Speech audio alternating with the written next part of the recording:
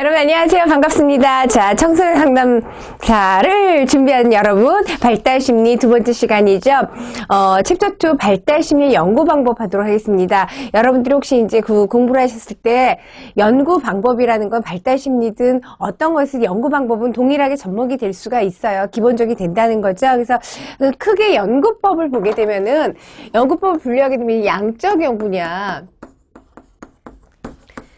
질적 연구냐 이렇게 구분을 해볼 수가 있어요. 양적 연구냐 질적 연구, 연구를 이렇게 크게 분류했을 때 이것을 갖다 데이터를 통해서 증명하고자 하느냐 아니면은 예를 들어 사례법처럼 각개인 독특한 사례를 갖다서 그냥 인간의 모든 현상을 갖다 데이터를 통해서 증명할 수 없다. 이거에 초점을 맞춘 연구가 있어요. 그래서 양적 연구, 자연과학적 연구 방법을 이제 사회과학에 끌어들여서 하는 거, 증하고자 하는 연구. 그러니까는 동일한 현상을 갖다가 그렇게 이제 상황을 만들어 설계했을 때 그런 것이 나온다라고 증명할 수 있는 수량화 시키는 거에 목적을 두는 연구, 양적 연구고요. 질적 연구라는 것은 꼭 수량화 시킨다 안 시킨다가 중요하진 않아요. 좀 전에 말씀드린 것처럼 인간의 아니면 뭐 여러 가지 현상들을 다 수치화 시켜서 이렇게 하기 어려운 연구들 있죠. 이렇게 크게는 연구법을 나눠볼 수가 있어요. 근데 여기서 이제 우리가 바로 이게 자료를 어떻게 수집하느냐, 자료를 수집하는 것도 이제 연구 방법이 되겠죠. 그래서 여기서 이제 보면은 첫 번째 자료 수집 방법으로서 제가 이제 관찰법이라는 거 이제 관찰법이라는 것은 그야말로 가서 관찰을 통해서 한다는 거예요. 그럼 우리 생각을 해보자고요. 관찰을 한다는 것은 어떤 의미가 있을까? 내가 관찰자가 피관찰자를 관찰하는 거죠. 그래서 관찰자의 눈에 따라 다르게 해석될 수 있는 문제가 있기는 하죠. 그렇지만 이 설계를 어떻게 하냐에 따라서 원래 목적 외의 것도 많이 알아낼 수 있는 것이 관찰법입니다. 그래서 관찰법, 피관찰자의 어떤 반응을 요구하지 않아요. 그 행동에 대해서 어떤 행동을 하느냐, 거기서 자료를 수집하는 방법. 그러니까 도구를 사용하지 않아요. 어떤 특정한 도구를 사용하지 않고 피관찰자에 전혀 영향을 줘서는 안 돼요. 그럼 관찰이 아니라 실험이 되겠죠. 그래서 의도적인 관찰이든 무의도적인 관찰이든 신뢰성에 문제가 있다. 신뢰성에 문제가 있다라는 것은 관찰자의 눈에 따라서 다르게 해석이 될 수 있기 때문에 신뢰한다라는 거 우리가 나중에 이제 신뢰도라는 개념을 배우게 되면은 얼마만큼 보는 것이 일치하느냐. 그러니까는 예를 들어 검사 도구의 신뢰도 하면 한번 나왔던 데이터가 그 다음에 나왔던 데이터랑 비슷한지 이걸 보는 게 신뢰도거든요. 그렇기 때문에 관찰자의 눈에 따라 다르게 해석이 되기 때문에 신뢰도에 문제가 있는 것으로 이제 간주가 되지만 측정하는 방법 중에서 자료를 수집하는 방법으로 가장 오래된 것이 관찰법입니다. 그래서 유형으로 보면은 신뢰성에 문제가 지기는 신뢰도성이 있다라는 얘기 아니에요. 착각하시면 안 되고요. 관찰법의 유형으로는 이제 자연적 관찰, 자연적으로 관찰할 것이냐 아니면은 아까 어떤 통제 상황을 보고서 하는 실험으로 할 것이냐, 실험적 관찰이냐 이렇게도 나눠볼 수가 있고요. 내가 직접 관찰자가 참여해서 관찰할 것이냐 아니면 비참여 관찰할 것이냐 이렇게 구분지어 볼 수가 있다라는 거죠. 자연관찰법은 자연 발생한 그대로를 관찰하는 거가 자연관찰법입니다. 그래서 이것은 통제하지 않았기 때문에 자연관찰법 또는 비통제적 관찰 이렇게 되겠죠. 비통제적 관찰. 이 대비해서 실험 관찰이라는 것은 의도적으로 어떻게 통제하는 거예요. 통제 관찰이 되겠습니다. 통제한 후에 어떤 현상이 발생하는지 관찰하는 것입니다. 참여 관찰은 관찰자가 이제 직접적으로 참여하는 거죠. 그러니까 제3자적 위치의 역할을 가지고 근데 이제 중요한 거, 관찰법에서 중요한 건 피관찰자가 관찰당한다는 사실을 의식하면 안 돼요. 의식하게 되면 어떻게 다른 행동이 나올 수 있다라는 거죠. 그래서 이제 참여하더라도 피관찰자가 의식하지 못하게 하는 관찰법이 그래서 참여관찰법, 피관찰자의 행동 속에 직접 참여해서 관찰하는 방법입니다. 이것은 역시 이제 참여관찰, 자연적 관찰법에 통제하지 않고 하는 거기 때문에 이 용어 정리점 분류는 그렇게 들어가는 거예요. 그 다음에 비참여 관찰이라는 것은 뭐예요? 참여하지 않고 정말 이제 관찰 장면, 비참여 관찰, 그러니까 관찰 장면에는 당연히 참여하죠. 근데 이제 공동생활에 참여하지 않고 외부인 입장으로서 객관적인 입장에서 관찰하는 것이 비참여 관찰입니다. 자, 장점, 단점은 아까 언급을 했어요. 이제 가장 큰 단점은 신뢰성에 의문이 된다라는 것이 이제 단점이 되었지만은 장점은 뭐냐면은 심화된 자료를 수집할 수 있다고 했어요. 의도하지 않은 다른 자료도 수집할 수 있지만 더 심화된 자료를 수집할 수 있는 장점이고, 관찰자가 직접 조사한다고 그거에 대해서 믿을 만하다는 거죠. 그게 신뢰성이 있다라는 거예요. 그리고 뭐 이렇게 질문지법이나 다른 법들은 이제 문맹이라든가 농화자들에게 할 수가 없는데 그런 사람들한테 적합하게 적용할 수 있다라는 것도 장점입니다. 또 하나 이제 아까 강조하는 거, 관찰 목적의 부수적인 다양한 자료들을 수집할 수 있는 것이 장점이라고 이제 기술을 해놨습니다. 단점은 내가 관찰하고 싶은데 예를 들어 특별행동, 그러니까는 예를 들어서 예를 들어 비행행동이 있다. 그걸 관찰하고 싶은데 그걸 포착하기가 어렵다는 거죠. 그렇죠? 그리고 관찰에서 선입견이나 편견이 개입하기 쉽다. 왜냐하면 관찰자의 눈에 따라 다르게 해석이 되기 때문이죠. 이것 때문에 신뢰성에 의문이 된다는, 객관적 관찰이 참 어렵다는 거죠. 물론 관찰자는 열심히 수련을 받겠지만은 사람이잖아요. 그래서 그런 것이 좀 어렵다는 거. 다시 말하면은 관찰 결과 해석에 주관성이 개입될 여지가 많다라는 거예요. 우리가 나중에 검사독의 투사법도 마찬가지예요. 투사법에는 이제 이렇게 그 주관적 해석이 들어가는 건 이제 문제가 될 수가 있습니다. 그 다음에 이제 인간의 능력, 시간, 공간 제약, 그 다음 평가 자체 약점이 있기 때문에 전체 장면을 관찰하기 어려울 수가 있다라는 단점이 있고, 가장 중요한 것은 어떻게 관찰하든 간에 피관찰자 입장에서 관찰당한다는 사실을 알아서는 안 된다라고 그랬어요. 그렇게 이제 인식하지 않도록 한다. 만약에 피관찰자가 내가 관찰당한다고 알게 되면은 다른 행동이 나오겠죠. 다른 행동이 나온다면은 우리가 신뢰성이 떨어지게 되겠죠. 제대로 측정하지 못한 거가 되겠습니다. 그래서 관찰법. 그 다음에 보편적으로 많이 쓰고 굉장히 경제적인 방법 중에 하나가 질문지법이에요. 질문지를 토대로 해서 하게 되면은 질문지를 작성하는 데에는 좀 오랜 시간이 걸리지만 작성해놓고 나면 다량의 데이터를 한꺼번에 수집할 수가 있어요. 시공간적인 제약을 벗어날 수 있는 장점이 있는 것이 질문지법이 되겠죠. 그래서 질문지에서 보시게 되면은 우리가 여러 가지가 있어요. 예를 들어 자유반응형. 마음대로 응답하세요. 자유반응형. 마음대로 응답하라고 하는 게 있죠. 그러니까 기술을 하도록 하는 거예요. 그래서 주어진 질문에 피검자가 자기 의견이나 생각을 자유스럽게 기입할 수 있도록 진술을 하도록 하는 것이 자유반응형입니다. 근데 이제 자유반응형도 제한된 영역에 자유반응하거나 무제한 자유반응형이 따로 있기는 합니다. 그 다음에 이제 선택형, 우리가 주로 시험 볼 때 선택형, 선택지의 선택형 많이 했죠? 우리 청소년 상담사 시험도 선택형이에요. 오지선다에서 선택하도록 하는 거죠. 그래서 선택형이 있습니다. 그러니까 2개 이상의 답지를 주고서는 선택하도록 하는 거죠. 그 다음에 체크리스트형. 그러니까는 이제 평가하는 특성을 통해서 여러 가지 동질적인 문항을 이렇게 많이 제시를 해요. 거기서 자기가 1차면 체크 해보셨잖아요. 그래서 체크해갖고 이제 그걸 갖고 데이터를 얻어내는 방법, 체크리스트형. 선택형과는 조금 다르죠. 체크리스트형, 선택형이라는 것은 제한된 것 하나를 다 선택하게 돼 있고 여기 주어진 문항에 자기가 해당되는 것만 체크하는 것입니다. 그 다음에 유목을 분류하는 유목분류형도 있습니다. 교재에 보시면은요, 유목분류형 보시면은 예를 들어서 이제 어떤 이렇게 혐오라든가 찬성 반대하라든가 흥미라든가 이런 것 등에 대해서 이제 알아보는 건데, 여러 가지 성격을 거기서 이제 분류하도록, 체크하도록 하는 거죠. 그래서 이제 유목으로 분류하는 것. 그러니까 예를 들어서 여기는 이렇게 있어요. 형용사가 있는데 한국인의 적절하다고 생각하면 표시, 일본인의 적절하다는 표시, 중국인을 표시하는데 한국인 A, 중국인은 B, 일본인 C 이렇게 이제 표시를 하라고 하는 거죠. 그래서 이제 제주 있는 한국인 A, 조직적인 제 생각에 C, 여기는 일본인이 이제 B라고 해서 B, 이런 식으로 해갖고서는 이제 유목으로 분류하는 것이 유목 분류형입니다. 자, 그 다음에 등위형이 있어요. 같이. 이제 등위. 일명 순서형이라고도 합니다. 순서형이라고 하는데 제시된 항목들에서 좋아하거나 싫어하는 정도 이렇게 순서대로 하는 거죠. 그래서 이제 교재에 보시면은 아래 열관 가치 항목 중에서 당신이 생각하기에 첫째로 갑지되는 거, 둘째로 갑지되는 거, 이게 순서를 매기도록 하는 거죠. 여러분들 건강, 사랑, 학식, 권력, 인격 어느 것이 제일 먼저일까요? 먼저세요. 많은 분들이 이제 뭐니 해도 건강이 최고다. 그런데 이제 사람이 정해진 그 환경에 따라 또 이제 그때 느끼는 게 좀 다르겠죠? 지금 이 순간 뭐가 최고라고 생각하세요? 건강? 지금 이 순간 공부를 하시려면 학식이 최고라고 생각하실까요? 이런 것들을 보는 것이 무슨 형이다? 등위형, 순서형이라고 합니다.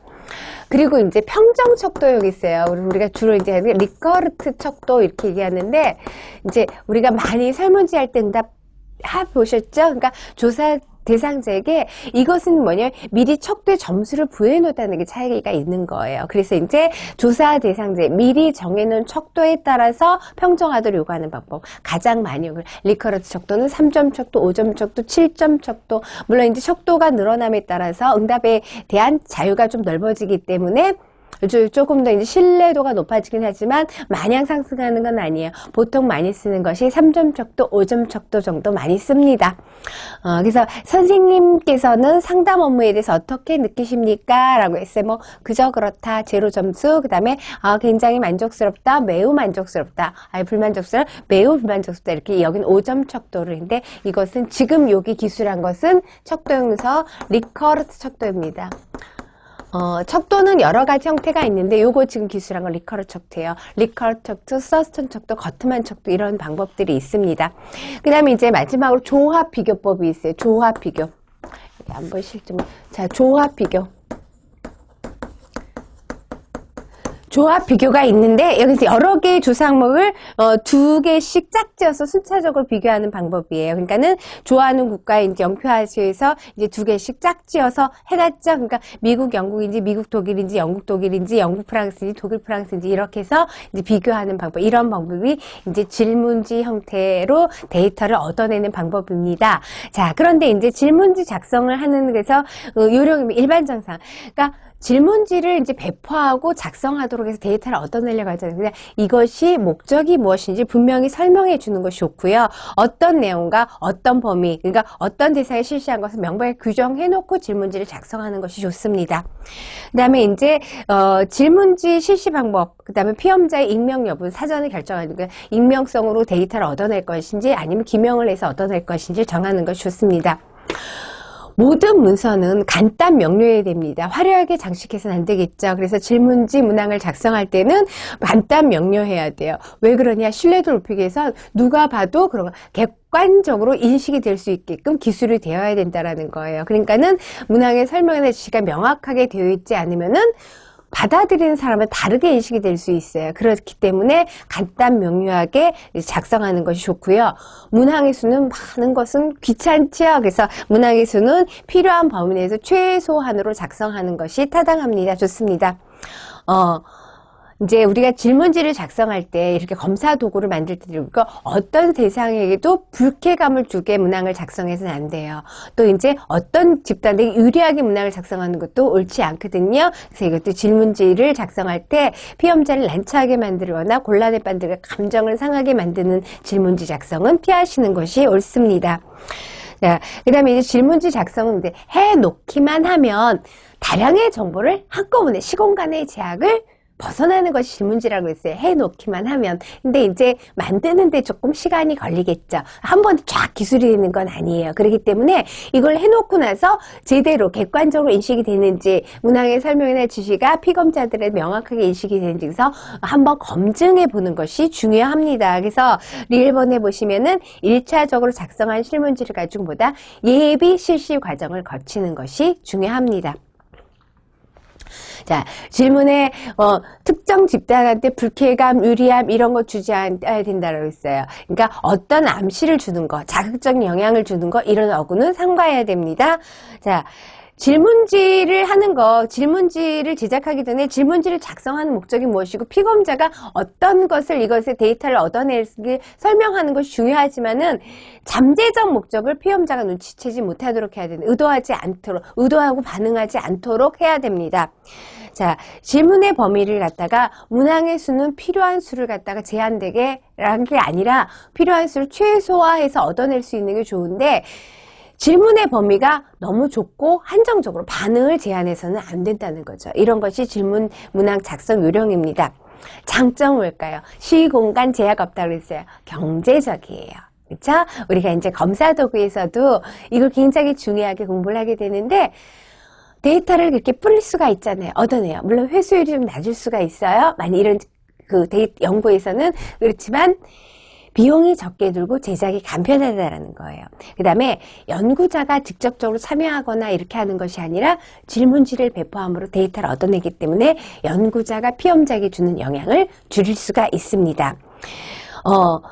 다른 방법으로 조사하고는 개인적 생활 경험이 있어요. 그리고 심리적 특성을 질문지를 통해서 알아볼 수가 있고요. 이제 응답을 좀 그 시간을 갖다 넉넉하게 준다면은 정확한 응답을 기대할 수가 있습니다. 자, 표준화된 질문지, 그 다음에 객관화된 문항을 사용하게 되면은 우리가 양적인 통계 처리가 용이하다는 것이 굉장히 큰 장점이 질문지예요. 대표적으로 양적 연구에서 많이 활용할 수 있는 것이 질문지법, 통계 처리, 데이터를 얻어내서 아까 평정속도도 마찬가지. 어디 응답한 사람이 이렇게 몇 퍼센트 있고 이렇게 알아낼 수가 있겠죠. 이것이 질문지법의 장점이 되겠습니다. 단점은 관찰법의 장점은 뭐예요? 문맹자한테도 실시할 수 있다라고 그랬죠. 근데 질문지 일단 뭐예요? 글을 읽어야 되겠죠. 그래서 문맹자에게 실시하기 어렵고요. 이제 회수를 해서 봤어요. 사실대로 응답했는지 이거를 할 수가 없어요. 우리 심리학 용어는 방어를 할 수가 없어요. 요거 좀 헷갈리십니다. 자, 통계 처리 용어에 대한데 마이너스 방어가 쉽다라는 거예요. 방어가 쉬워요. 방어가 쉽게 나온다면은 정말 진실되게 자기 생각을 응답했는지 알 수 없다라는 거예요. 그것이 이제 단점이 될 수가 있고요. 질문지를 배포했는데 다 100% 회수한다는 것이 어려울 수 있죠. 자, 질문을 확실하게 통제할 수 없고 자료를 엄격하게 다루지 못한다는 것이 단점으로 발생할 수 있습니다. 자, 질문지법이었습니다. 자, 그 다음에 그러면 면접법. 면접법은 만나서 데이터를 얻어내는 거죠. 우리가 이제 상담에서 면접이라는 건 상당히 중요하지만 그런 면접인데 직접적으로 데이터를 얻어낼 때 면대면의 상황에서 언어적인 상호작용을 통해서 피검자 아니면은 피면접자로부터 연구 목적이 봤던 여러 가지 정보, 자료를 수집하는 방법입니다. 면접법은 면접법 하나만 갖고 실시하는 것보다는 좀 전에 설명했던 관찰법과 이제 같이 병행해서 실시할 때 많은 효과가 있습니다. 그렇게 많이 사용하고 면접을 한다는 건 중요한 거죠. 페이스 투 페이스, 면대면 상황에서 어떻게 해요? 피험자 혹은 피면접자에게 자료를 얻어내야 돼요. 그러니까는 면접자의 기술이 굉장히 뛰어나야겠죠. 다시 말하면 상담 용어로는 래퍼 형성이 돼야지 자료를 편안하게 이제 오픈을 할 수가 있겠죠. 이것이 중요합니다. 그래서 면접의 기능과 기본 원칙이 있어요. 면접의 기능, 진단 혹은 치료의 기능을 갖도록 합니다. 그래서 이제 문제 해결에 필요한 정보나 자료. 그래서 대부분의 상담은 물론 면대면의 관계가 면접 자체가 상담은 아니에요. 근데 상담은 기본적으로 면대면의 관계를 우선으로 한다. 기본적으로 깔고 간다. 자, 면접의 과정 중에 문제 해결을 하는 도움을 주는 기능을 갖고 있는 것이 면접입니다. 기본 원칙이 어떻게 해요? 래퍼가 먼저 형성이 돼야 되겠죠. 자료를 얻어내려면은 마음을 열고 있는 그대로의 정보를 얻어내는 거 중요하잖아요. 질문지법은 이제 방어가 쉽다라는 거, 있는 그대로의 정보가 나오지 못할 수 있다라는 거예요. 이것이 단점이 가장 큰 단점이라고 볼 수가 있어요. 면접법은 관계 형성이 잘 되면 피면접자가 있는 그대로 정보를 호출하면 제대로 된 정보를 얻을 수가 있겠죠. 그래서 제일 우선적으로는 면대면의 관계는 인간관계, 서로 인격적으로 인간관계가 형성돼야 돼. 다른 말로 뭐예요? 래퍼가 형성이 돼야 된다. 자, 면접을 통하여 자아를 발견하고 자신의 문제를 인식하고 그 문제 해결을 이제 어떻게 해야 될까? 문제 해결의 방법을 모색하고 스스로 문제 해결할 수 있도록 도와주어야 하는 것이다. 라는 거죠. 그래서, 면접법이 이상적인 치우친 것이 현실의 근거에서 출발해야 된다. 거기서부터 이제 자신의 잘못을 발견하고 갈 수 있도록 해야 된다. 자, 문제를 허심탄회하게 토로할 수 있도록 해야 된다. 다시 말하면 래퍼가 형성이 돼야지만 이것이 가능하다 얘기했죠. 자, 장점은, 면접 기술이 아주 능한다면, 그러니까 면접자가 기술이 굉장히 뛰어나다면, 어떻게 해요? 질문지법에서 얻을 수 없는 심도 깊은 자료, 좋은 자료를 얻을 수가 있다는 것이 장점입니다. 질문지법의 단점은 뭐예요? 글을 읽을 수 있는 사람한테만 실시할 수 있다고 했죠. 근데 이제 면접은 언어적인 상호작용을 하기 때문에 글을 몰라도 가능하다. 그 다음에 이제 면접을 통해서 하기 때문에 질문지법보다는 반응의 진실성을 좀 알아볼 수가 있고요. 응답자를 확인해보면서 하기 때문에 반응의 진실성을 알아볼 수가 있습니다. 그 다음에 융통성이 있다는 거죠. 질문지 이미 작성된 걸 하기 때문에 상황 변동에 따라서 적용하기 힘들어야 하지만 면접은 상황에 따라서 면접자가 융통성 있게 데이터를 얻어낼 수가 있습니다. 역시 관찰법처럼 주 목적의 부차적인 정보, 주차적인 자료 수집도 할 수 있는 것이 면접법입니다. 단점은 뭐예요? 잘한다면 많은 자료를 잘 얻어낼 수 있다는데 단점은 뭐예요? 고도의 기술이 필요하다는 거죠. 그 다음에 이제 질문지법의 장점은 뭐예요? 경제성 얘기했어요. 쫙 뿌려서 쫙 걷는다고 했어요. 회수율이 좀 낮더라도 자, 그런데 면접은 물론 상담소 1대 다 집단 상담이 있는 것처럼 집단 면접이 가능하지만 기본적으로 좋은 자료들 페이스 투 페이스 1대1의 과정이 필요하다는 거죠. 그래서 시간과 경비가 많이 듭니다. 질문지법은 질문지를 작성할 때 이 데이터를 익명으로 받을 것인가 아니면은 이제 기명 이름을 써갖고 받을 것인가 미리 결정해야 된다고 그랬잖아요. 근데 면접은 익명이 불가하다는 거죠. 그리고 이제 면접한다라는 것도 자체도 관찰법에서 날태가는 그런 발생처럼 면접하는 사람들이 제대로 숙련되지 않았다면 미숙하다면은 그 면접자의 편견, 잘못된 생각이 작용될 수 있다라는 거죠. 그러기 때문에 우리가 나중에 상담 굉장히 중요하게 다루기 때문에 자기 상담 얘기를 해야 면접할 때 상담자는 이렇게 면접자는 객관적이어야 돼. 자기 생각 없어야 돼. 자기같이 판단하지 말아야 돼요. 그게 굉장히 중요한 얘기예요. 표준적인 절차가 결여되기가 쉽죠. 그러니까 면접은 우리가 틀을 잡고 하는 면접, 딱딱 정해진 순서대로 질문의 내용도 딱 구조화라고 그래요. 질문의 내용도 순서대로 하는 면접이 있고 비구조화되는 면접이 있습니다. 근데 이제 구조화되었다 하더라도 융통성을 좋은 면으로는 융통성이 있다라는 거고 다른 단점으로 표현한다면은 표준화된 절차가 결여되기 쉽다. 정해져 있지만 그걸 벗어나기 쉽다. 이렇게 볼 수가 있습니다. 자, 그 다음에 사회성 측정 방법은요, 아이들 학교 현장에서 많이 이제 교우관계를 알아보는 것이 사회성 측정법이에요.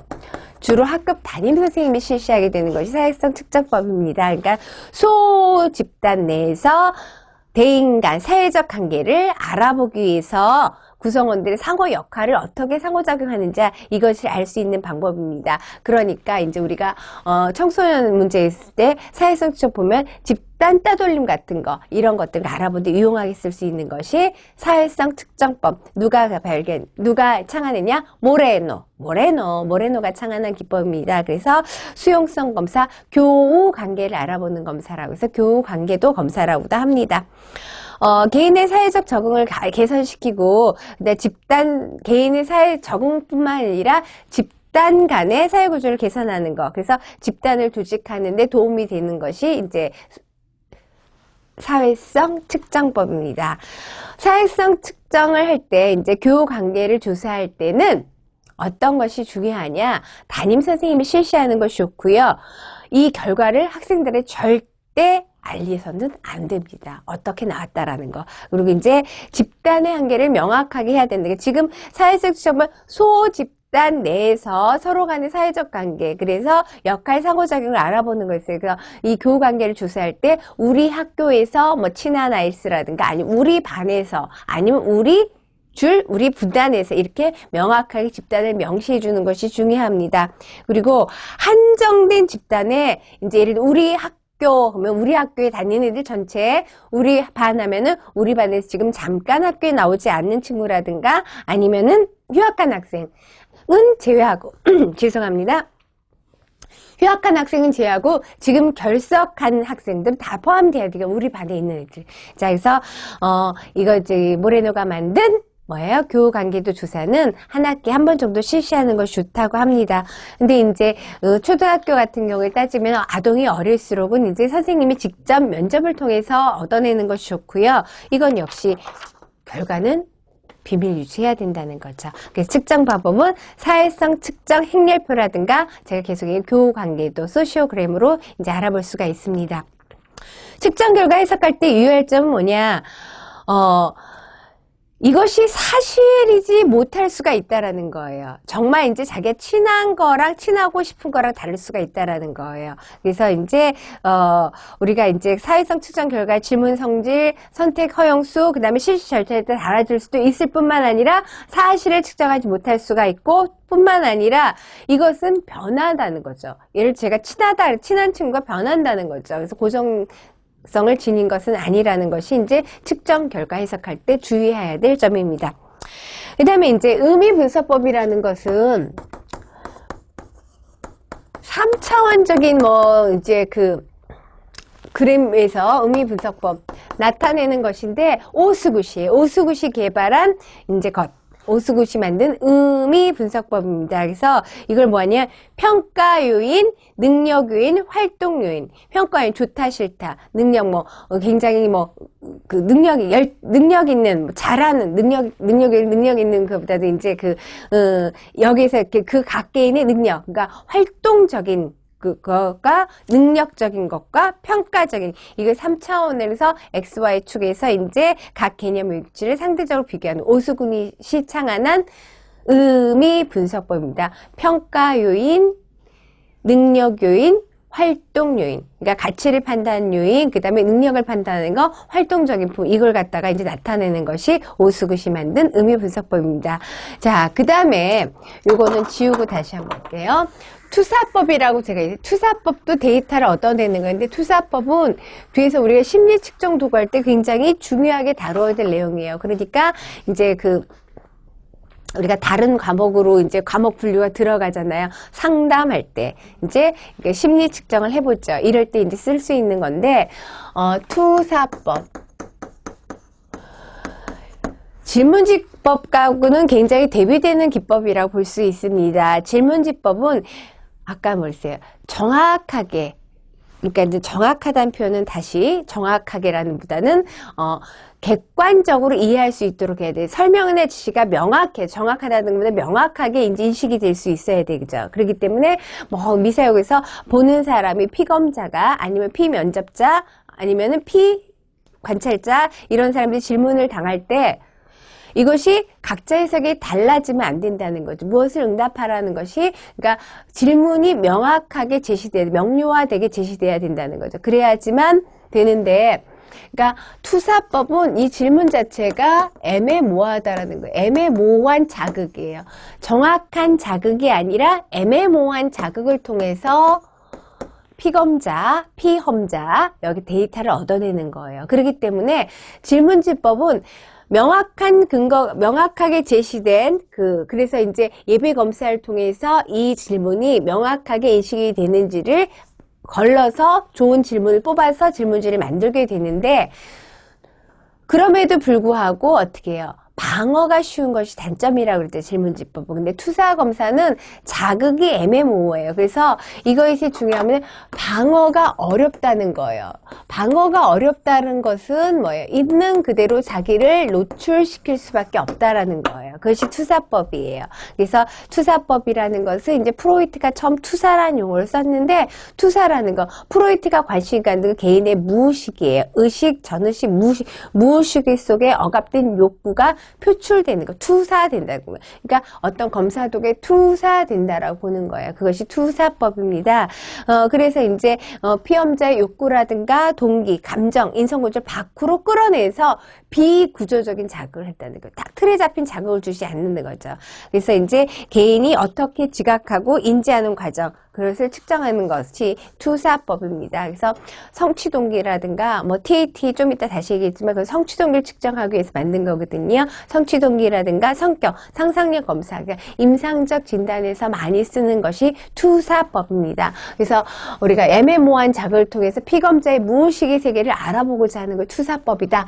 그래서 이제 제일 처음에 가장 많이 쓴다라고 해요. 로르샤흐 혹은 로샤의 블러드 테스트, 잉크 반정 검사입니다. 잉크 반정 검사 우리가 이제 나중에 요거 있는 뒷부분에 가서 다시 다루게 될 건데요. 다 투사법도 다루는데 많이 쓰는, 가장 많이 쓴다 그래도 과언이 아니에요. 그러니까 어떻게 잉크 반정. 따라서 이렇게 어떤 그림으로 보이냐는 거죠. 대칭으로 돼 있을 때 어떤 그림으로 보이느냐. 누구는 나비라고 누구는 박쥐라고. 자극이 애매모호하다라는 거죠. 그죠? 그래서 이제 하는 거. 실시 절차는 지시, 자유반응, 질문. 요건 뒤에서 다시 할 거지만 실시 절차. 이것도 시험 문제에서 다시 하는 거예요. 실시 절차는 어떻게 보냐. 지시하고 응답자가 자유 반응하죠. 실시, 자유 반응, 그 다음에 당연히 질문하고 그러고 나서 이제 해석을 하게 되는 단계로 하는 것이 로샤 잉크 반적 검사. 그러니까는 어떻게 보이는지 응답하고 거기에 대해서 왜 그렇게 보이는지 서로 간에 얘기를 하는 과정을 통해서 피검자의 무의식을 추정해 보려는 로샤의 잉크 반적 검사. 그 다음에 TAT, 머리야 모건이 만든 주제 통각 검사예요. 이제 잉크 반점 검사는 잉크 반점을 갖다 대칭된 그림을 상태를 보고 어떻게 보이느냐 이렇게 본다라면 TAT는 주제 통각 검사, 일상생활의 그림 카드를 통해서 어떤 그림으로 인식하는지 물어보는 것이 주제 통각 검사입니다.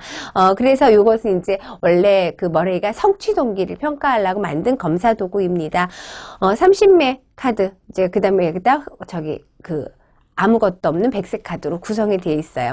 모든 피험자에 다 실시할 수 있지만 소년이냐 소년이냐 아니면 이제 연령층에 따라서 이제 제시되는 그림 카드가 다르게 제시됩니다. 30장을 다 사용하는 것은 아닙니다. 그 다음에 이제 PFT, 그래서 Picture Frustration Test, 그림 좌절 검사죠. PFT, 그림 좌절 검사. 이 그림 좌절 검사는 로젠스바이크가 이제 만든 검사인데, 그림을 주고 비어있는 공간을 제시하는 거예요. 그래서 예를 들어서 뭐냐면은, 이제 여자분들은 그런 경우가 좀 드물죠. 구두, 신발의 디자인이 좀 많이 다양하기 때문에. 근데 남자들을 보면은, 까만색, 갈색, 하얀색, 이렇게, 운동화, 이렇게 하지만, 구두를 보면 까만색, 갈색, 흰색, 백색 구두도 있겠고요. 근데 식당에 가면은 비슷비슷하니까는 신발이 많이 바뀌기도 한다라고 하죠. 그쵸? 근데 새 신발일수록 더 잘 바뀌죠. 그래서 이제 해서 식사를 하고 딱 나왔는데 내 신발이 없었어요. 좌절 상태에 빠진 거예요. 이제 말주머니. 그런 상태에서 어떻게 하느냐. 이런 것들을 통해서 피검자의 무의식을 추정해보는 거. 그림 좌절 검사입니다. 그 다음에 존디 검사 있어요. 그러니까 48개의 사진을 갖다가 6개로 보여준 다음에 마음에 드는 거, 마음에 들지 않는 거, 이렇게 해서 내담자의 특성을 알아보려는 거. 그 다음에 이제 겔턴의 단어 연상 검사, 단어 연상 아주 초반적인 투사 검사로 할 수가 있어요. 단어 연상 검사. 지금 떠오르는 단어를 생각해보세요. 그죠? 여러분들 공부에 몰입할 때 그것이 연상이 많이 된다라는 거죠. 그러니까 단어 연상 검사, 겔턴이 제작된 칼 융이 이제 발전시킨 검사가 단어 연상 검사입니다. 그 다음에 이제 센텐스 컴플리트 테스트 좀 많이 쓰 문장 완성 검사. 그러니까 앞에 주어진 문장을 두고 앞에 어떤 문장을 나에게 이제 누가 할까? 여자란? 엄마란? 이렇죠. 여자란. 이런 식으로 하는 거, 뒤에 문장을 완성하게 하는 거죠. 그래서 응답이 다, 여기 뒤에 뭐 쓰라는 거 다 애매모호한 작이라는 거죠. 그래서 이제 문장 완성 검사 있고요. 그 다음에, 많이 들어보셨을 거예요. 지금까지 해서 다 많이 들어보셨고, HTP, House Tree Person. 그림의 순서는 우리가 뒤에서 해석하는 것도 잠깐 다뤄볼 건데요. 그림의 순서는 당연히 집, 나무, 사람 순서로 이제 그리게 합니다. 그래서 역시, 피험자의, 피관찰자의, 피면접자의 무의식을 추정하려고 하는 것입니다. 그래서 교재에 보시면은 이제 문맹자에도 실시할 수가 있죠. 문맹자에 실시할 수 있어요. 그려보라는 거. 그래서 되게 간편한 것에 비해서 많은 자료를 얻을 수 있는 장점이 있는 것이 HTP입니다. 그런데 이제 해석책에 집을 그렸을 때, 예를 들어 집의 창문을 어떻게 그렸다, 굴뚝이 있냐 없냐, 나무를 그렸을 때 화려하게 그렸냐, 아니면 이제 나중에 옹이를 그렸는 이런 거에 따라 해석하는 방법이 있지만 이게 이제 표준화되기는 어렵다는 것이 단점이 되겠죠. 뿐만 아니라 모자이크 검사 이런 것들이 다 투사 검사입니다. 투사 검사. 그래서 다양하게 자료를 수집하는 방법이 있어요. 그래서 연구 방법이라면은 다시 얘기하면 이제 양적으로 수량화시켜서 증명하고자 하느냐. 근데 지금 이런 건 수량화시킬 수 없잖아요. 그러니까 양적 연구냐 질적 연구냐 크게 분류나 있고 그 안에 이제 다양한 기법들이 적용되겠습니다. 그래서 연구 방법 살펴봤습니다. 자, 그 다음에 이제 그 15쪽에 보시면 표집 방법. 표집이란 뭐냐? 우리가 이제 데이터를 수집을 해야 돼요. 그러니까 여러 가지 연구를 하는데 우리 청소년 다루니까 청소년. 그러니까 청소년을 갖다가 이제 그 청소년 기본법에 의해서는 9세에서 24세 이렇게 정의를 하고 있지만은 우리 일반적으로 한국 사회에서 청소년, 중고등학교 청소년을 이렇게 벌써 나오죠. 중고등학교 학생을 갖다 청소년 이렇게 하죠. 그 연령대를 말하는데 청소년에 관한 이제 연구를 하고 싶다. 그래서 이제 뭐 요즘은 그 청소년의 예를 들어 약물 중독, 우리가 이제 청소년 이해론 같은 거 할 때 약물 중독도 이제 다루게 되죠. 아이들이 약물 중독.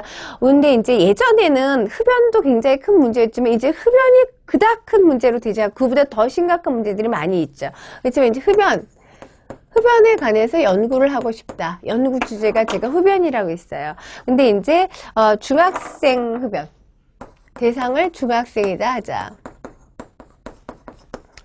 중학생 흡연이 정말 여러 가지 뭐 학업 성취라든가 간단하게 하나만 할까요? 흡연과 학업 성취의 상관을 궁금해서 보고 싶다. 그러면 이 대상이 중학생이라고 했으니까 연구 대상자란 말, 사례가 중학생이에요. 그런데 중학생 전체를 다 하기는 어려워요. 왜요? 시간도 부족하고 돈도 부족해요. 그리고 또 하나 다 할 필요도 없어요. 그래서 연구 대상을 갖다가 전체 중학생이 이게 이제 우리가 전체 대상, 그래서 이걸 갖다가 모집단이라고, 중학생을 우리가 모집단이라고 그래요. 전집, population 전집이라고 그러죠. 모집단, 전체 집단. 여기서 다 하지 않고 우리가 일부, 이것이 영어로 할 때 더 편하죠. 샘플, 다시 말하면 표본을 추출해요. 그러니까 전수조사를 하느냐, 우리가 대상자를 다 조사하느냐, 전수조사라고 하죠. 표본조사를 하느냐 했죠. 대부분의 연구는 이제 표본조사를 하게 됩니다. 그래서 표본조사의 개념 보시면 대상자 전체를 대표할 수 있는 일부만 추출한다는 거죠. 그래서 그것을 하나의 집단으로 해서 하는 것이 표본조사입니다. 그래서 모집단, 연구집단이 되는 전체 집단, 표본, 모집단을 연구자는 이 동글뱅이가 이 네모를 대표성을 발휘하기를 희망하면서 이제 표본을 선택하는 거죠. 그래야지만 연구의 이제 그 신뢰도가 높아지게 되겠죠. 모집단의 성향과 표본 집단 성향이 많이 이질적으로 나타난다면 연구의 신뢰도는 떨어지게 되겠죠. 근데 그래서 표본 하는 거예요. 다시 이제 보면은 전체 대상이 되는 것이 모집단. 그 다음에 연구 직접적인 대상이 되는 것이 표본 집단입니다. 그러면은 여기서 모집단의 표본을 추출해서 연구를 하게 되는 거, 모집단의 전집을 추출해 이것을 뭐라 한다? 표집이라 하는 거죠. 표집. 전체 연구 대상자에서 일부 샘플을 추출하는 방법, 이것을 표집이라 합니다. 그 다음에 이제 전수조사, 표본조사 설명했죠. 표본조사를 하는 이유 다시 한번 정리를 하게 되면 경제적인 전수를 다하기 힘들어요. 그래서 필요한 노력과 경비를 절감할 수 있다. 그 다음에 필요한 노력, 경비. 아까 이제 시간도 없고요. 돈도 없어요. 그죠? 그러니까는 경제적인 것과 시간적인 면. 그 다음에 이제 조사의 정밀도를 높일 수가 있습니다. 대부분의 이제 연구 전수조사를 할 수 있는 거겠지만 제가 지금 광범위하게 중학생 대상으로 연구하는 건 전수조사가 불가능하죠. 그래서 전수조사가 불가능한 경우에는 샘플을 통해서 표본조사를 할 수밖에 없습니다.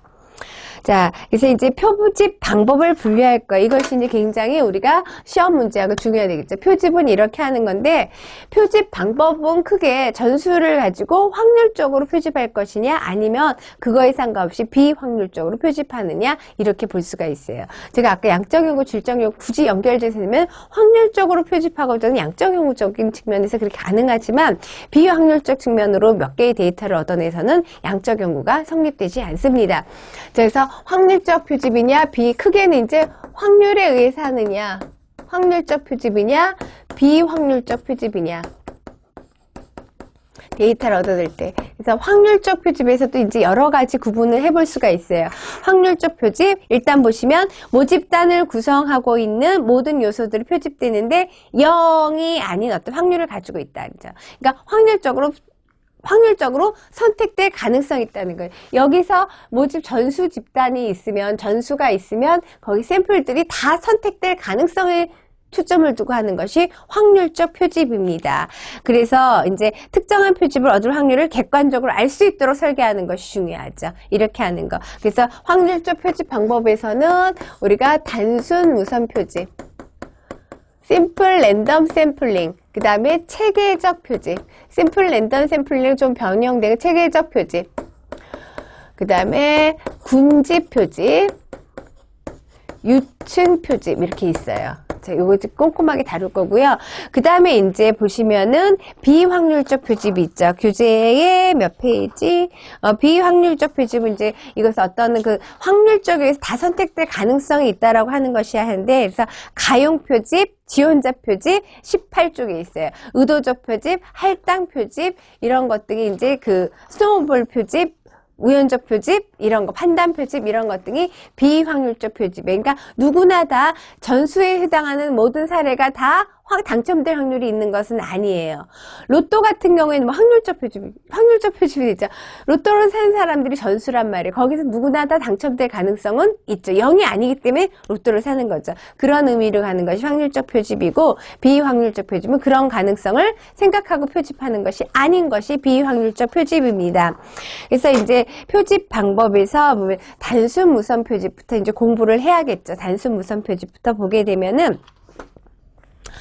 단순 무선 표집, 심플 랜덤 샘플링이에요. 그러니까 어떤 때로는 이제 랜덤이라는 무작위 추출이에요. 모집단이 있죠. 모집단이 있으면 모집단에 속한 모든 표본들이 사례가 어떻게 해요? 다 당첨될 확률을 가지고 하는데 어떻게 하냐? 모집단이 있으면 모집단 1년의 번호를 다 부여해요. 1년 번호를 부여하고 그 중에서 필요한 수만큼 아무거나 나와라 뚝딱 랜덤으로 아무거나죠. 그래서 필요한 수만큼 추출하는 방법이 단순 무선 표집이에요. 그래서 내가 원하는 사례 수가 될 때까지 랜덤으로 샘플을 하겠다, 얻어내겠다라는 걸 단순 무선 표집이고요. 체계적 표집은 딱 한 번만 랜덤으로 하는 거예요. 딱 한 번만 랜덤으로. 잠시 구체적으로 할 때는 지금 몇 가지 개념만 딱 한 번만 랜덤으로, 그 다음에 어떤 규칙성에 의해서 표집하는 것이 체계적 표집이에요. 군집 표집하고 집약 표집은 이렇게 모집단에게 번호를 부여하고 하는 것이 아니라 덩어리째, 내가 원하는 집단 몇 개를 덩어리째 있으면 전집에 속한 집단을 나눈 다음에 구분한 다음에 집단의 성질은 동질적으로 구분하는 거예요. 지금 걱정하지 마세요. 또 할 거예요. 동질적으로 구분하는데 거기 선택된 집단을 추출해서 거기에 속한 모든 사례를 한꺼번에 덩어리째 표집하는 방법이 군집 표집이에요. 그러니까 집단 간의 성질을 동질적으로 구분한 다음에 몇 개의 집단을 선택한 다음에 하는 것. 그 다음에 유층 표집, 층화 표집은 집단 간의 성질이 이질적으로 구분이 되어 있어야 돼요. 이질적으로 구분한 다음에 거기서 다시 단순 무선하거나 체계적 표집하는 방법으로 하는 것이 유층 표집, 층화 표집입니다. 그래서 이것은 우리가 시험 문제 대비해서 굉장히 중요하게 다뤄야 될 것 같아요. 꼼꼼하게 살펴보도록 할 거고요. 비확률적 표집은 다시 한번 정의를 한 비확률적 표집은 어떻게 돼요? 18쪽에 얘기했어요. 뽑힐 확률을 고려하지 않는다라고 생각 없이 연구자의 주관적인 판단에 의해서 표집한다는 것이 확률적 표집과 비확률적 표집의 가장 큰 차이입니다. 그래서 이 방법은 표집에 따른 오차가 어느 정도 되는지 계산할 수가 없어요. 그래서 통계치로 모수치를 추정하는 데는 어렵죠. 중요한 걸 하나 하고서는 이제 이 시간 마무리할게요. 전집에서 표본을 추출하는 방법을 표집이라고 그랬어요. 그때 지금 18쪽에 제가 했어요. 전집에서 이 방법은 18쪽에 비확률적 표집 보면 표집에 따른 오차가 어느 정도 발생하는지 계산할 수 없다라고 했어요. 연구자는 모집단의 특성을 잘 대표하는 표본을, 샘플을 얻어내고 싶다고 그랬어요. 그럴수록 뭐가 적어드냐? 표집할 때 발생하는 오차, 표집 오차가 있을 수밖에 없는데 이것이 줄어들게 되겠죠. 다시 말하면 네모와 동그라미 차이가 적게끔 나타나기를 희망하면서 샘플을 추출한다는 건데, 비확률적 표집은 이 표집 오차를 계산하기가 어려워요. 표집 오차는 필연적으로 발생할 수밖에 없어요. 그러니까 표집 오차가 적기를 희망하는 것이 연구자의 마음이죠. 그래야지 모집단을 잘 대표할 테니까. 그럼 표집 오차에 영향을 미치는 걸 한번 살펴볼게요. 표집 오차에 영향을 미치는 거. 비확률적 표집은 표지보차를 계산할 수 없다라고 그랬죠? 네, 표지보차에 영향을 미치는 거. 자, 표본수가 많아지면 표본의 크기가 클수록 오차는 그렇죠. 적어들겠죠. 그러니까는 표본의 크기. 제가 모집자리 네모라는 이렇게 형식으로 표현했는데 요거 네모 요쪽 한규퉁에 있는 것보다 막 흩어져서 뽑아내는 것. 어느 것이 오차가 적게 발생할까요? 그렇죠. 흩어져 있어요. 분산의 정도. 표본의 크기, 분산의 정도. 그리고 지금 제가 다음 시간에 계속 할 것이 뭐냐? 확률적 표집이냐, 비확률적 표집이냐. 근데 비확률적 표집은 이 표집오차를 산정하기 어렵다 그랬어요. 확률적 표집에서 단순 무선으로 하냐, 체계적으로 하냐, 군집으로 하냐, 유충으로 하냐. 다시 말하면 무엇에 따라서? 표집 방법에 따라서 표지보차는 달라질 수가 있습니다. 그러니까 표지보차에 영향을 미치는 요인은 표본 크기, 분산 정도, 표집 방법입니다. 그래서 요것들, 근데 이제 비확률적 표집 요것을 얻어낼 수가 없다. 그러니까는 모수치를 잘 샘플된 것이 잘 대표하는지 알아낼 수 없는 것이 뭐예요? 그러니까 확률 통계적으로 계산하지 않는 것이 비확률적 표집입니다. 다음 시간에 표집 방법 중요하게 다시 한번 다뤄보도록 하겠습니다. 고맙습니다.